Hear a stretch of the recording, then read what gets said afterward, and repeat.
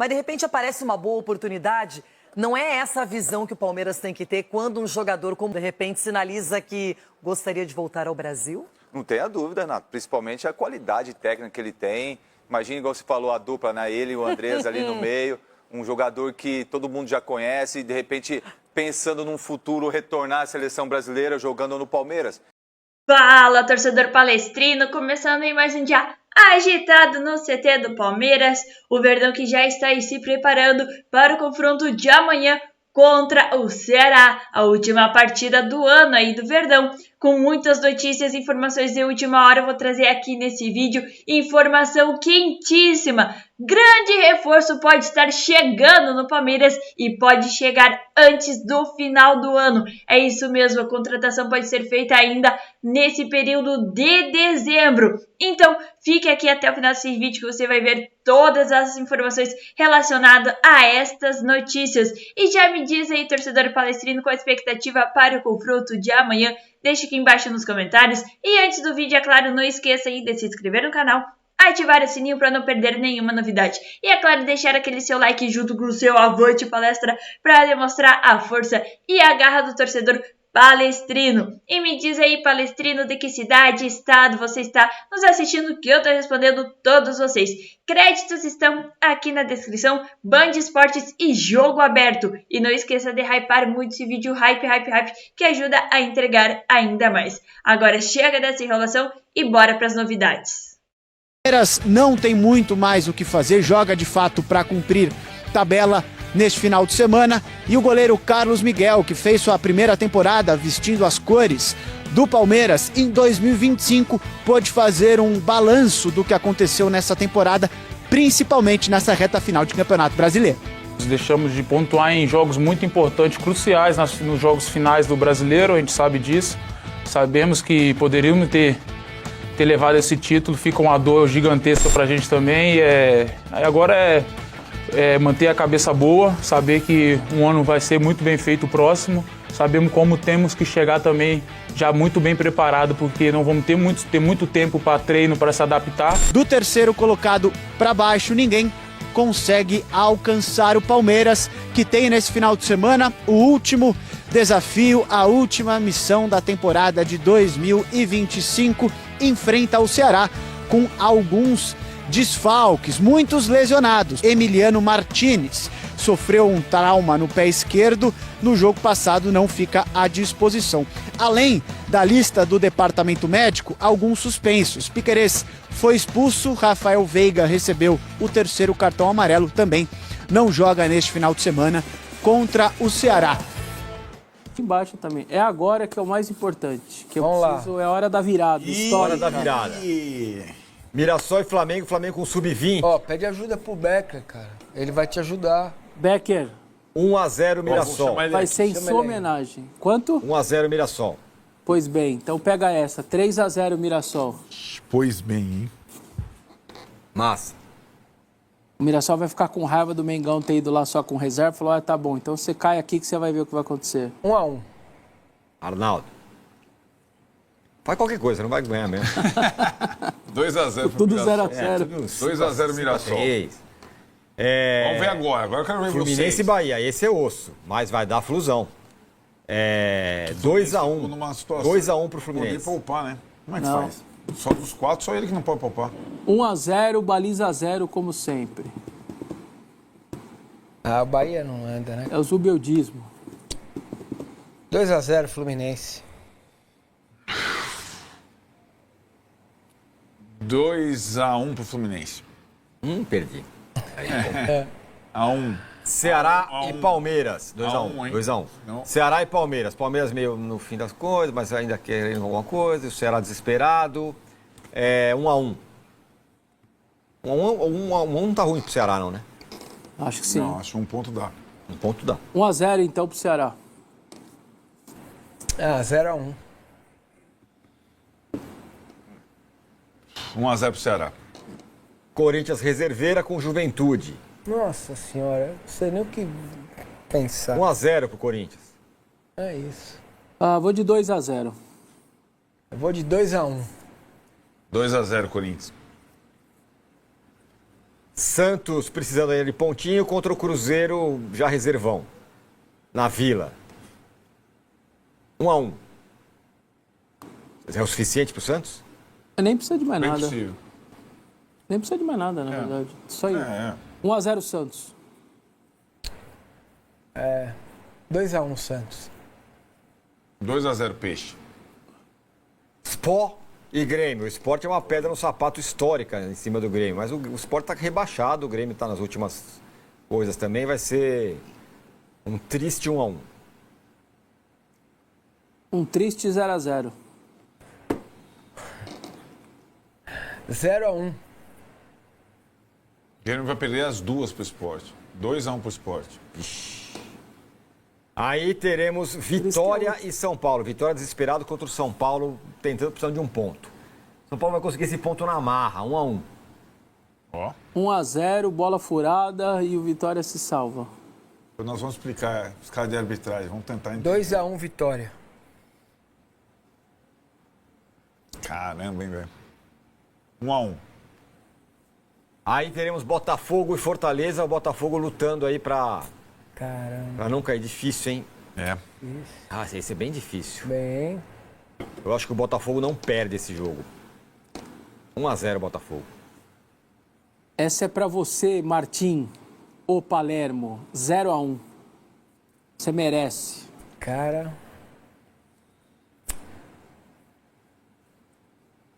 Sem zague. Boco Vesta, 0-1. 1-1. 1-1 salvo Fortaleza? Não, né? Depende dos outros, mas pode salvar. Se empatar São Paulo e Vitória, sim. E dependendo do Inter, né? Não, depende do Inter. Galo e Vasco, um tristíssimo Nossa senhora, rapaz. 2-2. Olha, meu. Eu acho que o Galo vai ganhar, porque talvez o Vasco dê uma segurada em alguns jogadores. Então eu vou de 1-0 pro Galo. Duro, hein, meu? 2-1 Galo. 2-1 Galo. Viajei nesse palpite, né? Viajou? Por quê? Nada a ver com o que eu falei. Ixi. E aí, por fim, Internacional e Bragantino. E agora, Agora gente? eu quero ver. Quero ver. Já caiu. Eu acho que vai ser... Eu não quero dar vitória pro Bragantino, né? Mas vai ser... Ué, você deu empate do São Paulo? Na verdade, então 0-1. 0-1.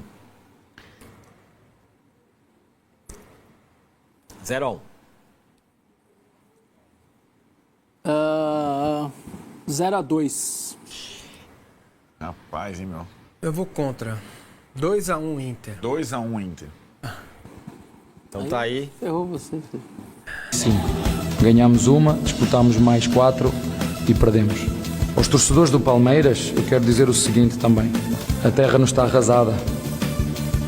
E eu tenho muita sorte por estar presente na história do Palmeiras, que é longa e vitoriosa. Para mim, o segundo não é o primeiro dos últimos. O segundo não é o primeiro dos últimos. Essa frase resume tudo. A fera está ferida, mas preparada para a última batalha de uma temporada que não foi nada fácil. E, de acordo com ele, sem asterísticos. Aquela cutucada à lá Abel Ferreira. Edu Dracena, não deu certo o título, mas a reta final, o Palmeiras ganhou muito bem, fez uma partida sólida contra o Galo fora de casa. E agora, de novo, longe do Allianz Parque, enfrenta o Ceará. Qual você imagina vai ser a postura do Palmeiras para esse jogo especificamente? Ô, Renata, não tem que mudar a postura do que jogou diante do Atlético Mineiro para esse, contra o Ceará. Acho que tem que ser a postura mesma.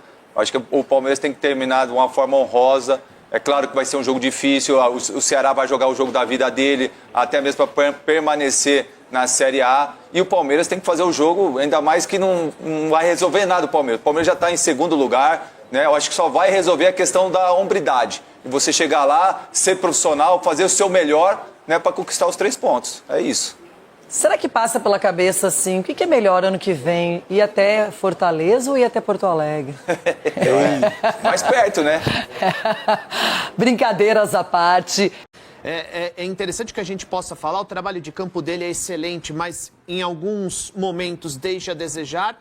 Ele precisaria colocar um asterisco também nessa reta final de temporada. O time dele só cruza a bola na área esperando com que os zagueiros tentem resolver de alguma forma. Então tem muita coisa que precisa ser melhorada no Palmeiras. Acho que ele deveria falar menos e trabalhar mais, porque a pressão vai aumentar para 2026. Até porque há erros polêmicos a favor do Palmeiras. Por exemplo, a não expulsão do Gustavo Gomes no jogo entre Palmeiras e Cruzeiro. Então, tem o lance do São Paulo, o pênalti no Tapia. É que ele fala que foi depois do jogo contra o São Paulo, né? Ele fala que a arbitragem mudou, mas nesse caso do Gustavo Gomes, por exemplo, a arbitragem não mudou de acordo com o critério Abel Ferreira. Agora, é de se lamentar o discurso do Abel, não é a primeira vez, mas essa é a narrativa que impera no Brasil. Quando uma equipe se sente ameaçada ou quando ela vê que ela não vai conseguir os objetivos que ela pretendia, ela adota o discurso da vitimização e de que está sendo prejudicado pela arbitragem. O Textor adotou esse discurso em 2023. O Palmeiras, em dado momento do campeonato com o João Martins, adotou esse tipo de discurso.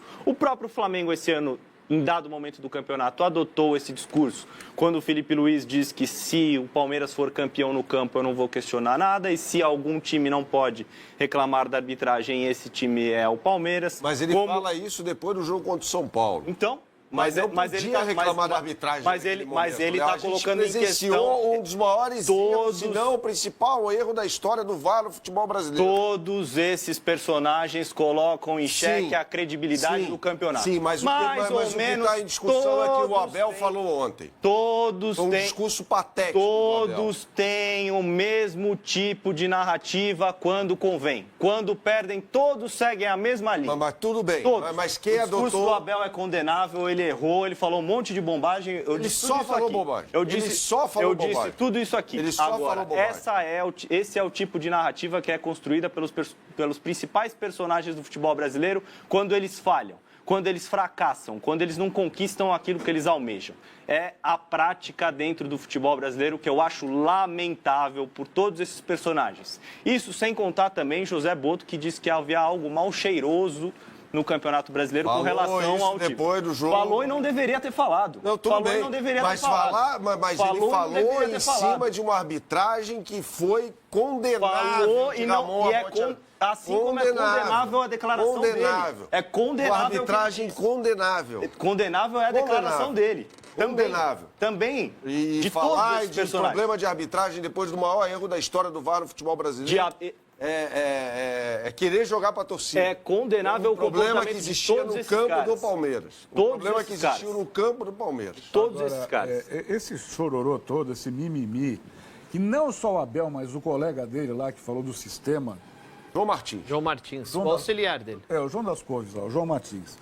Eu acho tão feio isso.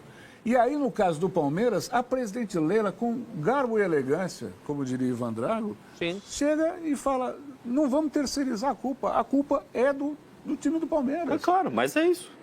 O Palmeiras falhou no momento decisivo da temporada, teve uma queda de rendimento por questões técnicas, físicas. Isso tem a ver só com o elenco do Palmeiras, não com questões externas. O Abel colocou a culpa em uma questão externa, que ela não existe. Você acha que ele errou na escalação na final da Libertadores? Não. Ele colocou o time no posicionamento do Bruno Fux naquela parte. O Fux não é volante. O Fux é zagueiro. Ele jogou dessa forma. Mas eu não acho. Eu acho que ele fez o que dá. Eu não acho que o plano de jogo era errado. Eu não acho que o plano de jogo foi o que acabou fazendo com que o Palmeiras não fosse campeão. Acho que faltou coragem a alguns jogadores, faltou malícia, faltou experiência.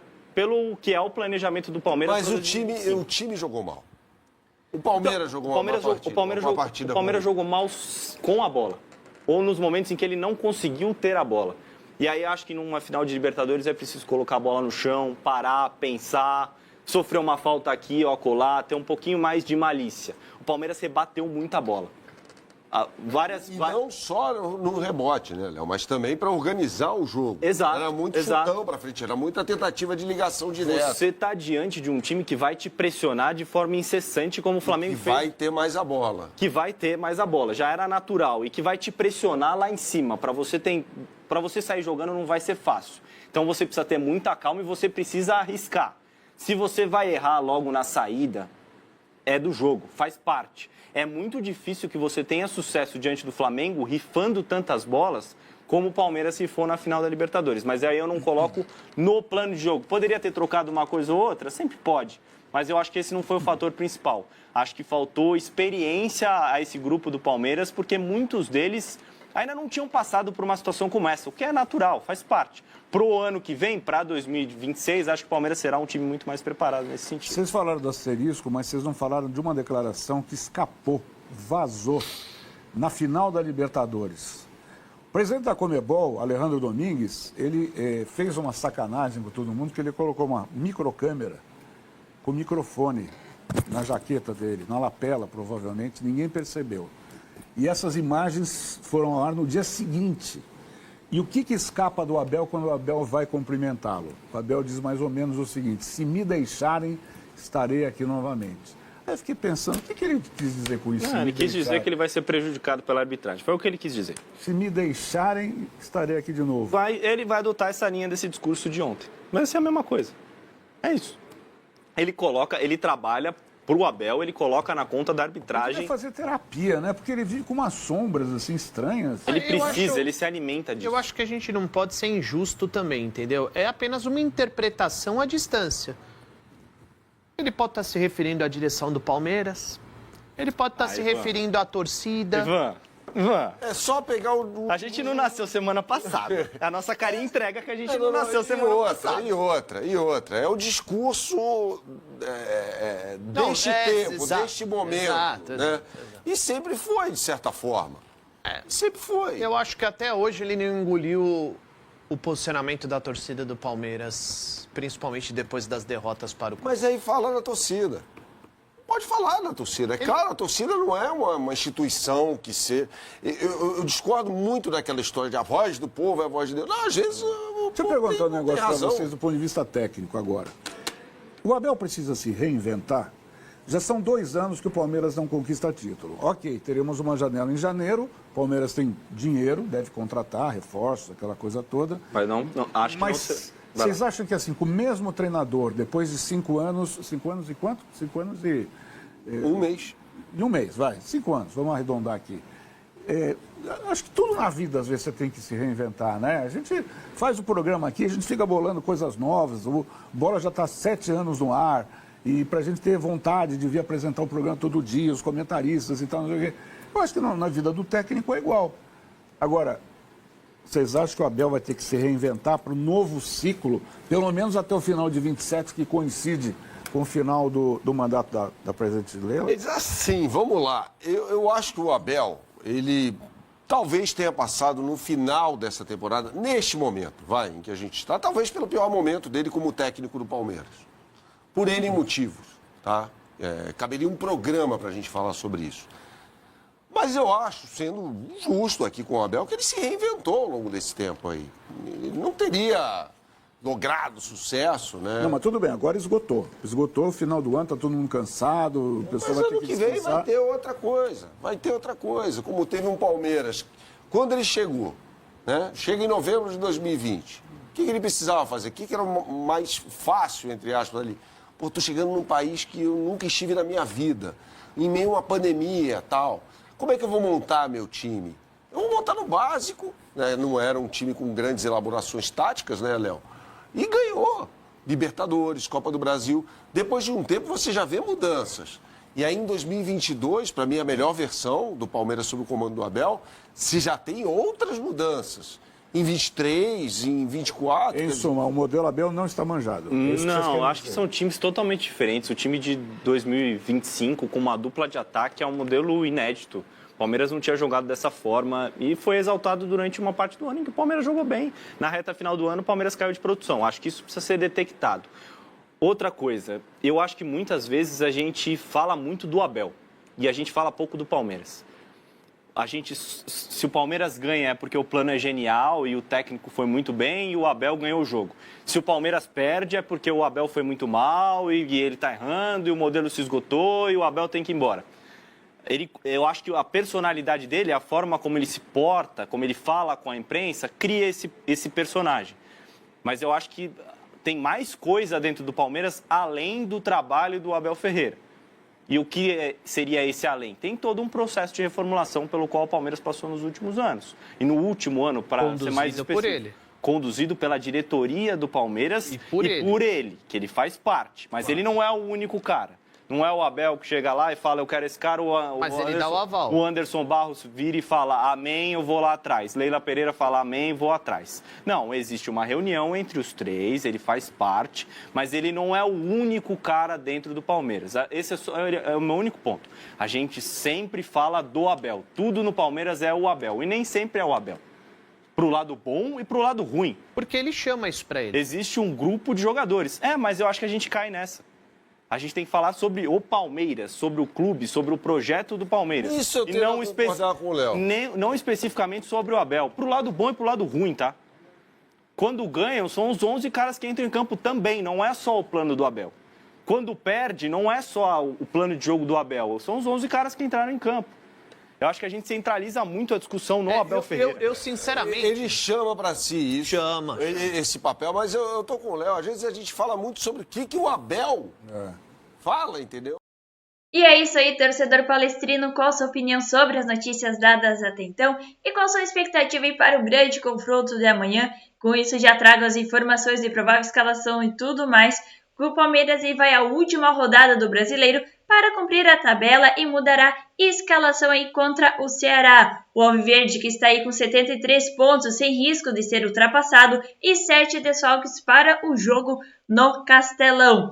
Sem mais chances de título ou qualquer mudança na classificação do Brasileiro, o Palmeiras vai à última rodada do campeonato às 16 horas pelo horário de Brasília neste domingo, somente para cumprir a tabela e com uma escalação aí modificada para enfrentar o Ceará. O Flamengo confirmou o título nacional no meio da semana e o Verdão em segundo colocado com 73 pontos. Não pode ser mais ultrapassado na classificação. O Cruzeiro, em terceiro com 70 pontos, empatou com o Botafogo na quinta-feira, mesmo vencendo o Santos na rodada final e contando com uma derrota alviverde, ficaria atrás pela diferença de números de vitórias. O Palmeiras 22 e o Cruzeiro 19.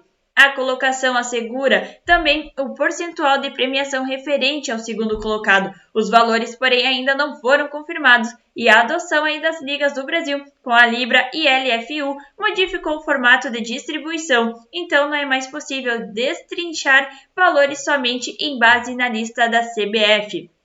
Em campo, por sua vez, haverá modificações. Os atletas titulares participam normalmente do treino de sexta-feira, mas o técnico Abel Ferreira promoverá aí ao menos 4 mudanças na escalação em relação ao time que venceu o Atlético Mineiro na quarta-feira. Aníbal Moreno ou Bruno Fux devem aparecer para suprir a ausência de Emiliano Martínez, que virou desfalque por um trauma leve no pé e engrossou a lista de lesionados, com Everton, Paulinho, Lucas Evangelista e Felipe Anderson, enquanto Jefté ao lado de Maurício ou Souza podem ganhar oportunidade diante dos desfalques de Piquerez e Rafael Veiga, que estão suspensos para a rodada final por expulsão e terceiro cartão amarelo, respectivamente. Pelo contexto da partida, é possível ainda que novas mudanças aconteçam para dar minutagem a atletas menos utilizados nesta reta final. Com isso, um provável escalação aí do Verdão conta com Carlos Miguel,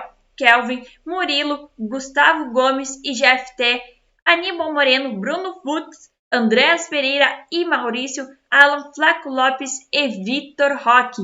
E aí, torcedor palestrino, qual a sua expectativa aí com essa escalação, com esse jogo aí dando novas oportunidades? Deixe sua opinião aqui nos comentários, que agora trago informação aí sobre as grandes aí movimentações do mercado da bola, que Leila Pereira lidera a negociação por John Arias e Palmeiras busca reforço colombiano para o ano 2026. O Palmeiras inicia a movimentação para o planejamento de 2026 em foco em reforços pontuais. A diretoria identifica lacunas no setor ofensivo após uma temporada de desempenho irregular. Entre os nomes avaliados, destaque-se o meio-atacante John Arias, atualmente no Wolverhampton, o jogador que já vai sendo especulando aí no mercado da bola do Palmeiras desde a temporada passada e provavelmente vai ser aí novamente um grande nome para 2026, sendo aí linkado com o nome do Palmeiras.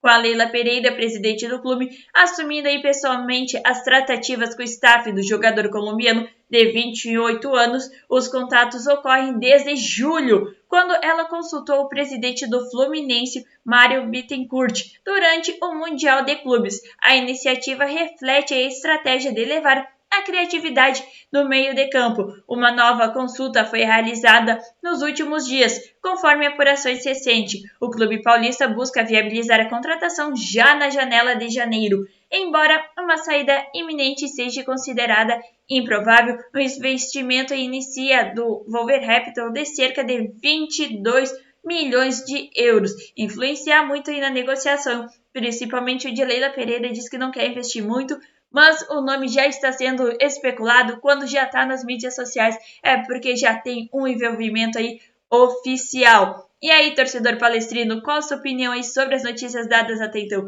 E você aprovaria aí John Arias no Verdão, principalmente aí para o grande histórico ofensivo que o jogador tem, de bons números, de boa carreira? Deixa aqui sua opinião nos comentários. Desejo, agradeço a audiência e até o próximo vídeo. Canal Palmeiras News Brasil, você sempre bem informado sobre o nosso Verdão.